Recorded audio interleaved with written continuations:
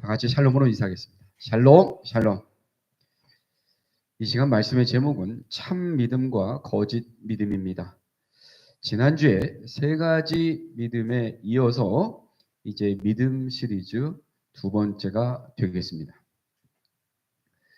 항상 이제 말씀을 제가 준비하면서 일주일 동안 머릿속에 계속 떠오르는 생각은 과연 이 말씀이 현재 나와 어떠한 관계가 있는가? 왜 하나님은 이번 주에 나에게 이런 말씀을 주실까? 어떻게 2000년 전 말씀을 현재의 내 삶에 적용을 할까? 이것이 항상 제 이제 궁금한 점이며 고민의 점입니다. 그것을 어떻게 설교에 잘 녹여서 성도님들과 함께 은혜를 받을까? 얼마 전에 제가 이제 오래전에 알았던 분을 또 만나게 됐습니다. 그분이랑 커피를 한 잔 먹으면서 여자분인데 이야기를 하게 되었어요. 그분이 알고 있기로는 아마 15인승 차를 사가지고 아마 그 차로 이제 뭐 관광도 하고 이렇게 해서 아마 영업을 하는 걸로 그렇게 알고 있었는데 오랜만에 차를 마시면서 얘기를 하는데 그런 얘기를 하는 거예요. 이번 주에 학생청년부 수련회 차량 봉사를 나간다는 거예요. 그래서 그분이 옛날에는 교회를 다녔었고 교회를 한참 안 다니는 거로 제가 알고 있었는데 그래서 좀 잘하셨다고 아니 교회를 다시 나가시네요 라고 제가 여쭤봤습니다. 그랬더니 그분이 그런 이야기를 하더라고요. 얼마 전에 뇌경색으로 쓰러졌었던 겁니다. 근데 골든타임을 안 넘기고 다행히 병원에 빨리 가게 돼서 치료를 잘 받고 집에서 좀 쉬다가 보니까 교회를 좀 나가야겠다는 생각이 딱 들더래요. 그래서 본인을 이렇게 전도하던 분 생각이 나서 전화를 해서 같이 교회를 한 2주, 3주 나갔답니다. 그러다가 또 뭐 바쁜 일이 있고 해서 또 몇 주간 안 나갔대요. 그런데 주일 아침에 딱 또 일어나 보니까 교회를 가고 싶은 마음이 들더라는 겁니다. 그래서 아침에 그냥 성경을 들고 일찍 나왔대요. 집 앞에 교회가 있더랍니다. 교회에 이제 딱 들어가서 말씀을 듣는데 세상에 목사님 설교 시작 때부터 끝까지 그렇게 눈물이 나더라고요. 어떻게 저 목사님은 내 사정을 알고 내 이야기를 저렇게 하실까? 처음부터 끝까지 그렇게 눈물이 나더라고요. 어떻게 목사님은 내 상황과 내 여건과 나에게 준 말씀을 저렇게 하실까? 정말 그게 정말 느껴지더란 겁니다. 그리고 나서 그 교회를 열심히 봉사하고 큰 교회도 아닌데 이제 그렇게 한다고 말씀을 합니다. 하나님 말씀이 그래요. 정말 나를 감동시키고 나의 상황을 하시고 나에게 말씀을 하시는 이 귀한 역사가 우리 모든 성도님들에게도 있기를 소원합니다. 믿음은요, 진짜 결단인 거예요. 참 결단이 어렵지만 결단하고 실천하고 순종하는 겁니다. 정말 그래요. 하나님의 마음을 알려면 참 역설적이게도 진짜 하나님을 경험할 수 있는 자는 진짜 하나님한테 완전히 빠져서 경험해서 너무 좋다. 이렇게 경험한 사람들이 하나님을 어떻게 경험하여서 알게 되었냐면요. 다 이해되고 나서, 다 납득되고 나서, 정서적으로 동의가 되고 나서가 아니라 하나님의 말씀에 먼저 순종해 보고 났더니, 먼저 순종해 보고 또 봤더니 거기서 하나님을 알게 된 거예요. 내가 알게 되면 이걸 내가 왜 해야 하는지 이해하고 나서 순종할 수 있어요가 아니고 내가 알게 되면 이걸 내가 왜 해야 되는지 이해하고 나면 순종할 수 있는 것이 아니고 그 성경에 나왔던 수많은 사람들은 하나님이 한번 서보라고 한 자리에 먼저 가서 서 봤더니 거기서 하나님의 마음을 알게 된 거예요. 그러니까 어떻게 공감할 수 있느냐? 예수님이 육체를 입고 사시면서 서 계셨던 그 자리, 그 겪으셨던 그 과정을 우리가 그 자리에 같이 서 보면 예수님의 마음과 하나님의 마음을 더 깊이 알 수 있을 뿐만 아니라 공감, 진짜 믿음 가운데 즐거운 마음으로 순종할 수 있습니다. 귀한 것일수록 모조품이 많아요. 오늘 말씀의 제목은 참 믿음과 거짓 믿음입니다. 철이나 구리보다는 금이나 은의 모조품이 훨씬 많습니다. 다이아몬드나 루비는 가짜로 많이 만들지만 흔하게 널린 돌은 모조품으로 만드는 일이 거의 없습니다. 그런데 엉터리 모조품이 돌아다닐 위험은 유독 이 세상의 보석에만 해당되는 것이 아닙니다. 믿음의 영역에서도 이와 똑같은 위험이 따릅니다. 믿음은 대단히 귀한 것입니다. 나에게 영원한 생명을 줄 수도 있고 멸망을 줄 수도 있는 것이 믿음입니다. 잘못된 사이비 믿음은 나를 절망시키고 멸망으로 가게끔 해요. 참 믿음은 영원한 생명을 줍니다. 하지만 거짓 믿음, 영원한 멸망을 가져다 줄 수 있죠. 그러므로 말씀을 통해서 나 자신의 믿음이 정말 바로 되어 있지 않음을 깨닫게 된다면 사랑하는 성도님들, 더 이상 지체해서는 안 됩니다. 그냥 대충 믿지 마십시오. 세상 일도 대충 해서 되는 일 없어요. 하나님의 일은 더 그렇습니다. 더 이상 지체해서는 안 됩니다. 내가 좀 바르지 못한 믿음, 때로는 거짓 믿음이라면 진짜 참 믿음, 바른 믿음으로 바꿔야 하겠죠. 오늘 밤 당장 하나님께서 나를 부르실 줄 어떻게 합니까? 어떻게 합니까? 하나님께서는 나를 부르시고 즉시 너의 믿음을 내가 보고 싶다 하실 것입니다. 그때는 내 모습 그대로 내놓아야 합니다. 변명할 수도 없고 다른 이의 모습, 우리 어머니 아버님의 믿음 이거 보일 수 없어요. 대체할 수도 없습니다. 정말 그 사람은 살다 보면 피치 못할 순간이 오거든요. 그런 피치 못할 순간이 오기 전에 믿음을 바로 갖도록 하는 것이 최선입니다. 오늘 본문을 통해서 예수님이 어떠한 말씀을 주시는지 살펴보도록 합니다. 오늘 요한복음 6장은 유명한 오병이어의 기적이 나오는 장면이에요. 앞부분이 그 유명한 오병이어의 기적이 나옵니다. 그리고 오늘 본문 22절 이렇게 시작돼요. 이튿날. 그러면 언제예요? 오병이어의 기적을 행한 그 다음 날. 이렇게 시작됩니다. 궁금하죠? 엄청난 인원을 다 먹이시고 그 다음 날은 어떤 일들이 펼쳐졌을까요? 예수님이 갈릴리 바다 동편으로 가셨습니다. 이튿날 가셨어요.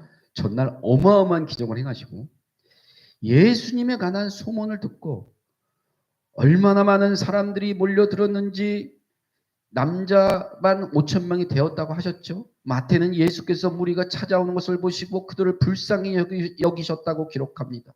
예수님은 하루 종일 환자들을 고쳐주시고 말씀을 가르치셨습니다. 그리고 저녁이 되어도 제대로 끼니를 때우지 못한 온종일 그 더운 벌판에 앉아있던 그들을 불쌍히 여기셔서 한 아이가 가져온 떡 5덩어리와 물고기 2마리로 배불리 먹이시는 기적을 행하셨습니다.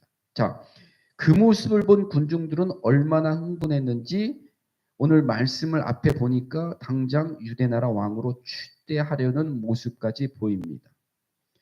예수님은 그 자리를 아주 황급히 떠나요.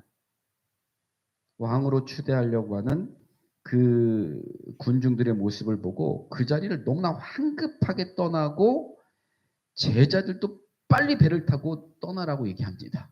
야, 우리 빨리 가야 돼.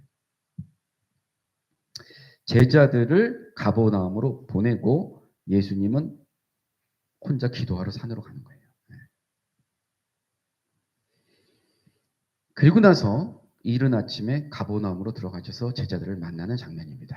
그러고 나서 이제 시작이 되는 것이 오늘 22절 말씀이에요. 자, 군중들은 어제 어마어마한 기적을 보았고 그 다음날 눈이 뜨자마자 누구를 찾으러 갔겠습니까? 예수님은 이 배를 타고 가버나움으로 건너가셨어요. 그래서 예수님을 찾으러 배를 타고 넘어오거나 저 산등성을 넘어서 어마어마한 무리들이 예수님을 찾아간 겁니다.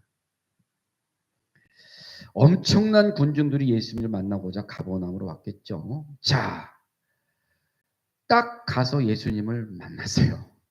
엄청난 한 남자만 5천 명이었다고 했으니까 거의 1만 5천 명의 군중들이 어마어마한 기적을 보고 났으니까 눈 뜨자마자 또 예수님을 찾아갔으니 얼마나 많은 무리가 찾아갔는지는 상상이 안 될 정도입니다. 자, 예수님을 만났어요. 그들은 반가운 나머지 예수님에게 이렇게 묻습니다. 25절 말씀. 바다 건너편에서 만나 랍비여 언제 여기 오셨나이까? 24절 위에 보니까 예수가 계시고 제자들도 안 계시고 제자들도 없음을, 그래서 배를 타고 예수를 찾으러 가버나움으로 다 간 겁니다. 지금. 그리고 나서 예수님을 보니까 너무너무 반가웠어요. 바다 건너편에서 만나 랍비여 언제 여기 오셨나이까? 이렇게 묻습니다. 그런데 예수님의 이 답변, 예수님은 그들의 질문에는 답변을 하지 않았어요.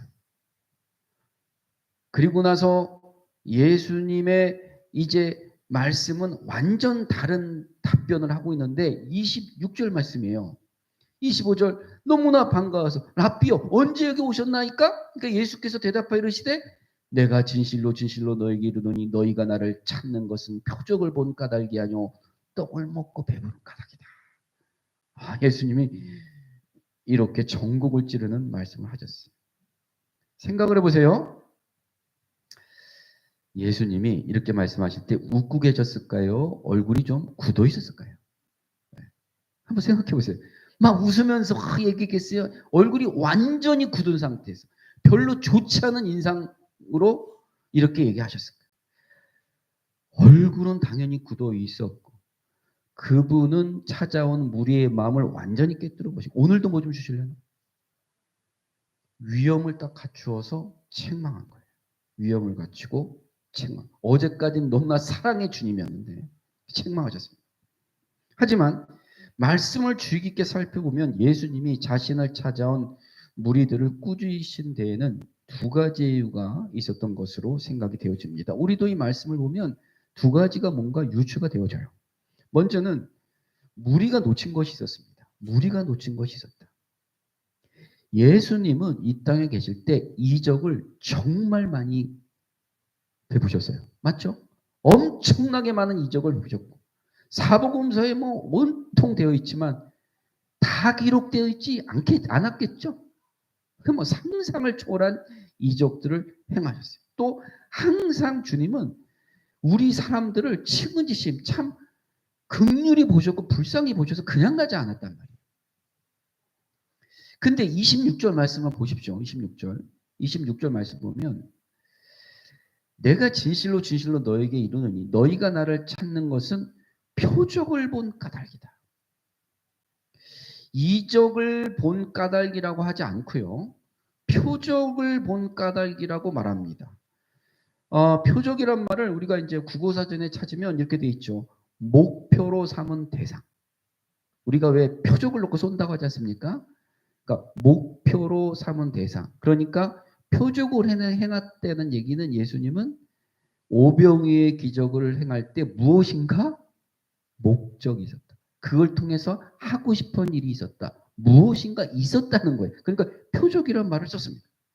왜 그렇습니까? 예수님은 이적을 행하셨을 때 이적 자체만을 위해 행하시지 않았습니다. 그 안에는 예수님이 지향하시는 의미와 목적이 있었기 때문입니다. 그러니까 예수님의 이적을 보면 대부분의 우리가 설교되어지는 그 본문 말씀의 이적들을 보면 목적이 없는 이적은 거의 없어요. 거의 없어요.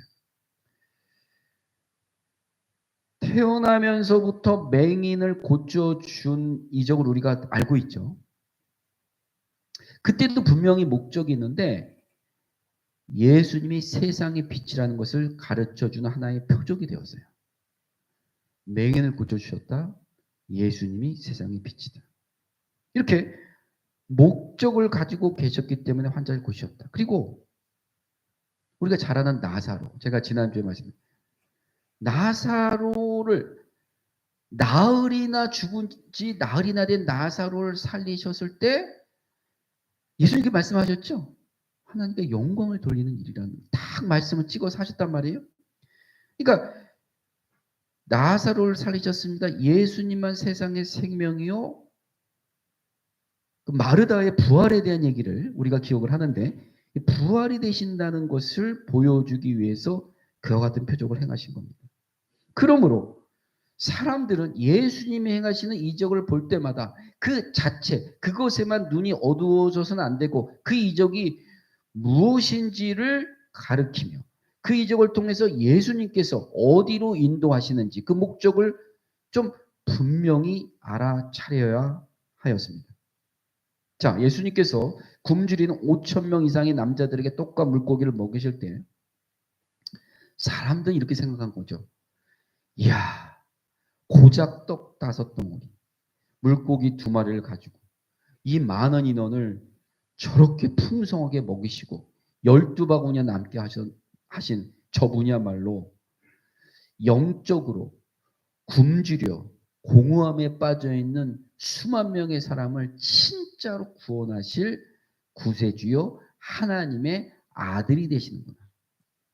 다시 말씀드리면 영적으로 굶주려 공허함에 빠져있는 수만 명의 사람들을 구원하실 구세주요 하나님의 아들이 되시는구나. 이것을 깨달을 수 있어야 해요. 왜? 이 당시 유대인들은 메시아를 기다리고 있었거든요. 하나님 아들을 기다리고 있었어요.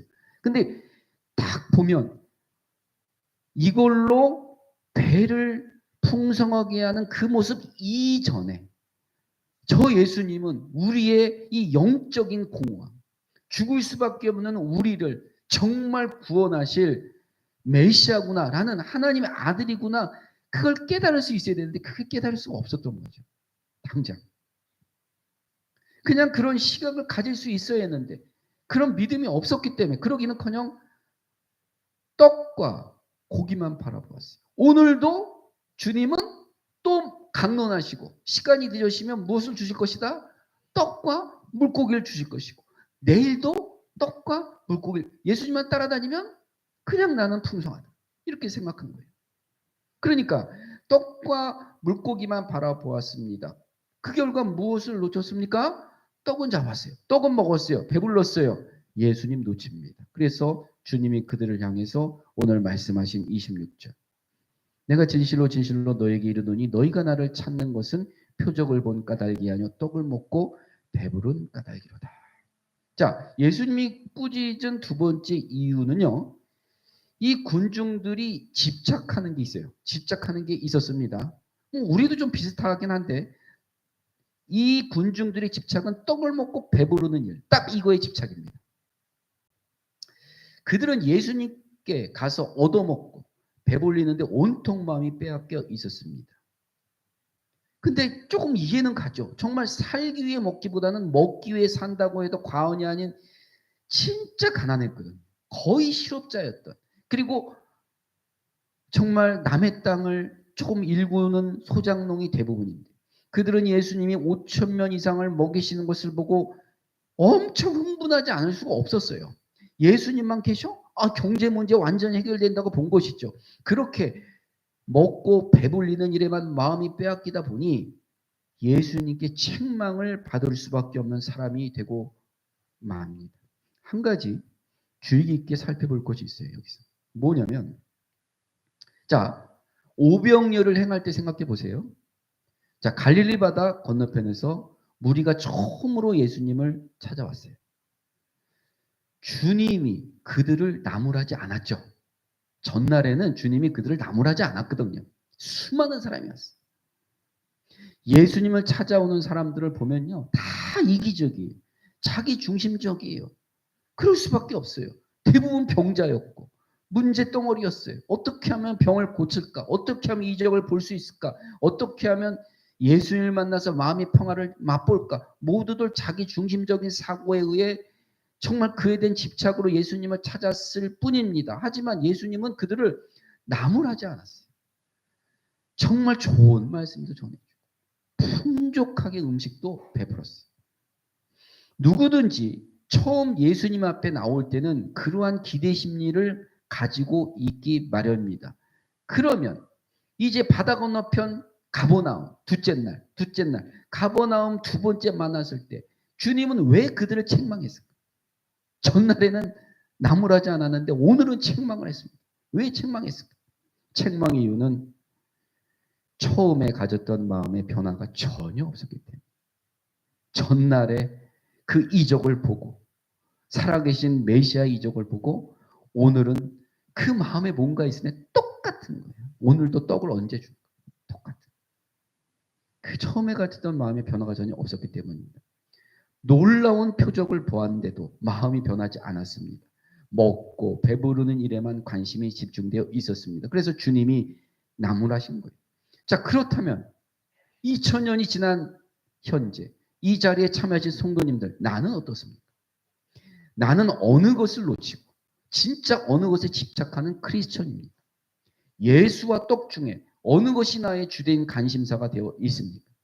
일반적으로 사람들이 교회에 나올 때는 예수님보다도 예수님의 손에 들린 떡에 관심을 더 두는 것이 사실입니다. 이는 나쁜 것이 아니죠. 누구나 예수님 앞에 처음 나올 때는 자기 중심적인 태도로 예수님 손에 들린 떡에 관심을 보이는 것이 사실입니다. 예수님의 떡에만 관심이 있고 예수님에 대해선 별 관심을 기르지 않을 수 있죠. 처음에는 그래요. 가령 이런 거죠. 예수님은 앞으로도 나의 물주요, 마음을 달래주는 애인이요, 위기를 만날 때마다 뛰어나오는 친정아버지, 급할 때마다 돈을 빌려주는 은행이어야 합니다. 이러한 이유로 신앙생활이 얼마나 기쁘고 좋은지 모릅니다. 그래서 친구들을 만나면 야, 이렇게 좋은 예수를 왜 지금껏 안 믿고 있느냐고 호통을 치기도 합니다. 아니, 그 정도면 얼마나 믿음이 좋은 사람이야? 라고 생각할지 모르겠습니다. 믿음은 좋죠. 믿음은 좋죠. 그러나 주님이 그를 보고 오늘 26절 말하는 거예요.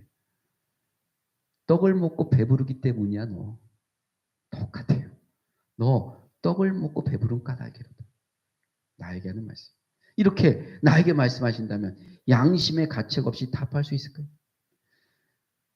예수님이 당장 오늘 나에게 떡을 안 주면 어떡하겠습니까? 네? 매일같이 풍성히 주는 떡을 나한테 안 주면 어떡하겠습니까? 만약 가지고 있는 것을 예수님이 빼앗아 가시면 정말 그 믿음이 설당이 있겠어요? 없습니다. 그래서 참 믿음, 진짜 믿음은 정말 100% 예수님께 집중이 되어 있어야 해요. 이것이 참 믿음입니다. 만약에 믿음의 10%가 떡에가 있으면 그만큼 좀 불안정한 요소를 안고 가는 것입니다. 그러면 제가 여기까지 이렇게 얘기하면 이런 의구심이 생길지도 모르겠습니다. 아니 그러면 참 믿음을 가진 사람은 세상 일에도 관심을 보이지 말고 복 받는 문제도 전혀 개의치 말고 그저 예수만 이야기만 하라는 얘기인가요? 세상 것을 준다고 해도 안 받는 것이 믿음인가요? 그런 의미가 아닙니다. 하나님께서는 사실 나에게 엄청난 영적인 축복을 주셨어요. 생각해 보십시오. 죽음의 침상에서도 미소를 띠고 바라볼 수 있는 하나님 나라를 주셨어요. 사랑하는 성도님들, 우리도 다 인종을 받게 돼 있어요. 그 침상에서도 웃으면서 갈 수 있어요. 이게 우리입니다. 이게 뭐 수백 년 후의 일이 아니잖아요. 죽음의 침상에서도 정말 웃으면서 바라볼 수 있는 하나님 나라 주셨어요. 그리고 정말 짧은 인생, 이게 아니고 영원히 살 수 있는 생명과 하나님 자녀라는 특권도 주셨습니다. 모든 죄사함을 받고 하나님께서 입혀주시는 의의 옷이 지금 나를 두르고 있습니다. 눈물도 병도 한숨도 없고 고통할 필요도 없고 죽음도 두려워할 필요가 없는 영원한 하나님 나라가 나를 기다리고 있습니다. 영원한 축복이 나를 기다리고 있는 겁니다. 그리고 이 땅에 살 동안 나에게 필요한 축복도 약속하셨어요. 약속하셨어요. 하나님의 자녀가 세상 사람들한테 치여서 하나님의 이름을 욕되게 하지 않게 하십니다. 저는 그걸 믿어요. 하나님의 자녀가 정말 너무나 힘들어서 세상 사람한테 치여가지고 저 예수 믿는 사람 저렇게 사는 거 봐. 그렇게 말씀하게 안 하십니다. 어련히 알아서 안 해주시고 마음의 평안, 일용할 양식을 허락하시고 위기에서 건져주셨으며 어디를 가든지 나와 함께 해주셨습니다. 살아온 날들이 다 그렇게 살아왔잖아요. 그리고 세상을 이길 수 있는 능력도 주셨어요. 그리고 하나님께서는 하늘에 속한 것과 땅에 속한 것을 내게 다 주기를 원하십니다. 그래서 내가 너무 귀해요. 하나님께서 주님께서 나를 얼마나 귀하게 여기신지 아십니까? 여기 이렇게 물이 있습니다. 물이 있어요. 이 물건이라는 것은 객관적인 가치가 있죠. 뭐 예를 들어서 제가 이 물을 편의점에 사면 뭐 1,000원 정도 주고 살 수 있습니다. 이걸 소비자 가격이라고 하죠. 그런데 이건 좀 주관적으로 가격이 다시 매겨지기도 하죠. 나에게 이게 1,000원의 가치가 있어야 1,000원을 주고 삽니다. 그렇지 않습니까? 목이 안 마른데 이걸 1,000원 주고 내가 왜 사냐 이거죠. 근데 진짜 목이 말라 죽게 된 사람은 이걸 10만 원 주고 산다고. 10만 원 주고도 삽니다. 일반적인 가치는 1,000원인데 여기에다 내가 어떤 의미를 부여하느냐에 따라서 전혀 다른 가격이 되듯이 하나님이 저와 여러분에게 매긴 가치가 있다. 그것이 얼마냐? 만약에요, 하나님이 지옥에 딱 떨어지기 직전이에요, 지금. 예? 그냥 지옥에 달랑달랑 떨어지기 직전에 있는 나를 봤어요. 그럼 나를 구해야 하는데, 지불이라는 값이 자신의 하나밖에 없는 아들을 내어줘야 한다는 거예요. 예? 지옥에 떨어지기 직전인 나를 좀 구해야 되는데 그 가격이 자신의 하나밖에 없는 아들을 내어줘야 한다. 그러면 과감하게 아들을 내어주셔서라도 여러분을 되찾고 싶은 가치. 적어도 하나님에게 있어 저와 여러분의 가치는 자신의 아들과 맞바꿀 수 있는 생명을 내어줄 수도 있는 그러한 가치로 여기고 계신단 말입니다. 생각해 보세요. 우리가 살아가는 세상 진짜 치열하지만 잔인해요. 사랑받을 만해야 사랑하고 인정받을 만해야 인정받아요. 공부를 잘해야 뭐 성격이 좋아야 인물이 좋아야 인정받는다든지 주님은 그런 거 따지지 않습니다. 아주 상관이 없어요. 그냥 나는 널 사랑한다. 이게 주님이에요. 그렇다면 무엇이 문제인가? 문제는 그런 것 같아요. 하나님께서는 확실히 좋아하는 사람과 좋아하지 않는 사람의 차이는 있는 것 같습니다. 제가 보면. 그럼 하나님께서는 어떤 사람을 좋아하시느냐? 하나님께서는 떡과 고기, 다시 말해서 내게 필요한 세상적인 모든 축복을 주시면서도 야, 진짜 그거에만 집착하는 사람들 그렇게 좋아하지 않습니다. 어찌 보면 딱 부모의 마음과 똑같아요. 자, 부모 마음과 닮았어요. 자녀가 부모가 주는 뭐 돈에만 마음을 쏟고 있다면 부모의 기분이 좋겠습니다. 도움을 받고 있는 상황이라면 자녀 또한 부모의 건강을 염려하고 자주 찾아뵙고 위로해 드려야 역시 기쁜 것입니다. 마찬가지로 하나님 또한 나의 필요를 다 채워주시는 분이시지만 오로지 떡에만 관심을 가진다면 하나님께서 나를 좋아해 주실 수가 없습니다. 하나님, 내 믿음대로 떡을 주시고 내 생각대로 고기를 주세요 하고 기도를 드리는 대신 떡과 고기는 내게 맡겨라. 내가 알아서 해주마. 너는 내게 관심을 두어라. 나의 일과 내 생각에 마음을 기울여라 하시는 하나님의 음성의 귀를 기울이시기 바랍니다. 제가 지난주에도 말씀하신 그런즉 너희는 먼저 그의 나라와 그의 의를 구하라. 그리하면 이 모든 것을 너에게 더하시리라. 너무 어려워요. 이거 너무 어려워요. 지금 내가 너무 힘들거든요. 정말 죽겠거든요. 당장 내일, 모레 터질 일이 태산 같아요. 근데 하나님이 뭐라고 했냐면 그래도 먼저 그의 나라 의를 구해. 그러면 이 모든 건 너에게 더하시리라. 그래서 바꾸자. 바꾸자. 어떻게 바꾸냐? 먼저 그 나라를 구하는 거. 그러면 그냥 이 모든 것을 하나님이 책임져 주신다. 내가 편해지고 내가 구해진 것이 잘 되고 나서 하나님의 일을 하는 그러한 어린아이 같은 믿음에서 이제는 바꾸자. 하나님의 일을 하자. 그러면 내 생활 다 책임져 주신다. 이렇게 하셔야 돼요. 사랑하는 성도님들, 하나님께서는 그분의 것을 먼저 구하는 사람에게 그 필요를 채워주시라 믿습니다. 이것이 하나님의 마음입니다. 정말 믿으십니까? 그렇다면 누가 이렇게 할 수 있냐 이거예요. 그래서 오늘 말씀하는 게 참 믿음을 가진 사람이 할 수 있는 거예요. 대충 믿음, 거짓 믿음은 안 돼요.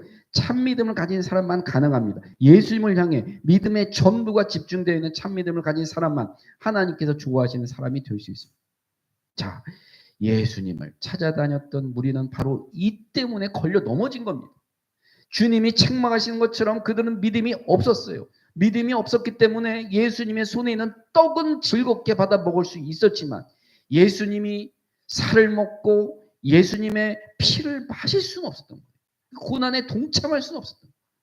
그들은 떡을 먹고 배부르는 일은 즐거워했지만 예수님이 자신의 구원자여 영원한 생명이 되신다는 사실을 받아들이지 않았습니다. 결국 그들은 다 돌아가고 말았어요. 주님이 떡을 주시지 않자 예수님을 다 떠납니다.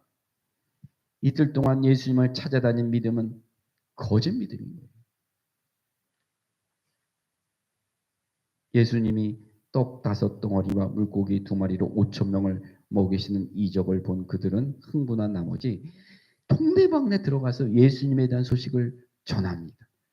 그러나 예수님이 일으키신 이적을 기분 좋게 전하는 그 열심도 믿음이 아닌 거예요. 예수님을 2번째 만나자마자 반가운 나머지 랍비요 언제 여기 오셨습니까? 엄청 좋았던 감정도 믿음이 아니었던 거죠. 예수님의 말씀을 듣고 가책을 받은 그들은 주께 여쭙습니다. 28절 보세요. 깜짝 놀란 거죠. 예수님이 왜 이렇게 말씀하실까? 28절 묻습니다. 그들이 묻되 우리가 어떻게 해야 정말 하나님의 일을 할 수 있습니까? 그러나 하나님의 일에 대한 그들의 관심 역시 믿음은 아니었어요. 이게 현실이었습니다. 사랑하는 성도님들, 그렇다면 믿음은 무엇입니까? 떡에서 예수로 바뀌어야 하는 것이 믿음이다. 그게 믿음입니다. 그래야 참 믿음입니다. 처음에는 어떠한 동기로 내가 교회에 나왔든 점차적으로 그 동기가 바뀌어야 합니다. 참 믿음은 예수님에 대한 나의 전인격적인 신뢰자죠. 정말 그 제자의 모습입니다. 여러분, 우리가 일반적으로 제자란 것을 생각할 때 주일 성수 당연히 잘하고 봉사 잘하고 매일 성경 읽고 기도하고 전도하고 그런 것이 우리가 생각하는 제자의 모양입니다. 맞습니다. 너무 귀한 제자의 모양입니다. 그런데 그렇게 열심히 신앙생활하는 중에 때로는 좀 이해하기 어려운 일이 생겨요. 하나님의 의도가 도대체 알아차리기 어려운 조금 어려운 일들이 생긴단 말이에요. 하나님은 도대체 나에게 왜 이런 일을 자꾸 허락하셨는지 답답한 순간들이 와요. 그렇게 하나님의 의도가 해석되지 않는 순간에 그럼에도 이전에 제자로 살던 삶을 내가 똑같이 계속 살아내느냐 아니면 이건 좀 곤란해요. 하나님 이건 좀 곤란하잖아요 하고 멈추느냐가 우리가 진짜 제자인지 아니면 떠나가는 무리들인지를 나타내는 지표가 됩니다. 말씀을 맺겠습니다. 사람들은 살아가는 동안 여러 가지 문제에 부딪힙니다. 아무리 후회 없이 마음껏 살려고 해도 결코 사라지지 않는 내면 깊은 곳에 갈증이 있죠. 삶의 허무함이 있으며 내 안에 은근히 머리를 쳐드는 죽음에 대한 공포와 뿌리칠 수 없는 죄의식 같은 것들이 있습니다. 이에 관한 대답이 여러 개라고 생각하십니까? 대답은 하나예요. 바로 예수 그리스도입니다. 오늘 말씀처럼 생명이 떡이 되시고 생명의 샘물이 되시는 예수 그리스도 한 분밖에 없습니다. 나에게 진짜 이 믿음이 있는지 이 시간 살펴보는 복된 시간 되기 바랍니다. 욥처럼 주신이도 여호와이시오 거두신이도 여호와이시오니 가지고 가시든지 주시든지 주님이 알아서 하실 일이고 나에게 중요한 것은 하나님뿐이라고 할 수 있는 참 믿음의 소유자가 되시기를 간절히 소원합니다. 사랑의 하나님 은혜를 감사드립니다. 오늘께 말씀을 통해서 나는 과연 참 믿음을 소유하고 있는 주님의 자녀입니까? 제자입니까를 다시 깨닫는 복된 시간이 되었습니다. 이 말씀이 나의 양심을 치고 다시 회심하고 회복하는 복된 시간이 되기를 원합니다. 정말 먼저 그 나라와 의를 구하라. 그러면 이 모든 것을 더하신다는 이 말씀이 믿어지고 정말 이 말씀대로 해갈 때에 주님이 서라고 하신 자리에 설 수 있는 순종의 모습이 되어질 때 하나님께서 나의 삶을 반드시 책임주신다는 것. 귀로만 들었사오나 눈으로 체험하는 역사를 내 삶과 인생에서 내가 똑똑히 볼 수 있는 간증할 수 있는 그 자리에 설 수 있도록 믿음을 허락하여 주시옵소서. 예수님의 이름으로 기도드렸습니다. 아멘.